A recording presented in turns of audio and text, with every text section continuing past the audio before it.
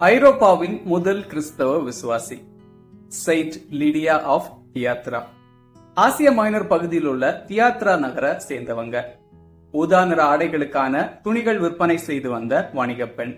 அந்த காலகட்டத்துல ஊதா நிற ஆடைகளை செல்வந்தர்களும் அரசர்களும் மட்டுமே பயன்படுத்தி வந்திருக்காங்க. இதனால லிடியாவினுடைய தொழில் மிகவும் மதிப்பு மிக்கதா பார்க்கப்பட்டது. ஒரு நாள் மாசிதோனியாவின் பிலிப்பு நகர் ஆற்றங்கரையில வச்சு புனித பவுலடியார் இவங்களுக்கு நற்செய்தி அறிவித்திருக்காரு.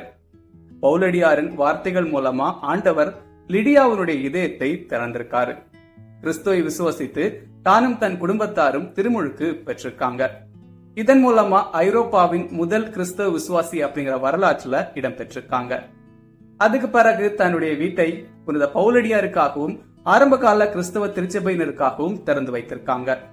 அந்த வீடு பிலிப்பு நகரின் முதல் கிறிஸ்தவ சபையின் கூடும் இடமா மாறியிருக்கு.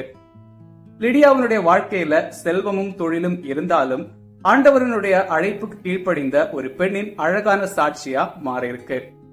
இப்பவும் கத்தோலிக்க திருச்சபையில லிடியா விசுவாசம், விருந்தோம்பல் மற்றும் தாழ்வு மனப்பான்மையின் முன்மாதிரியா பார்க்கப்படுறாங்க. August 3 saint Lydia of Thyatira feast day.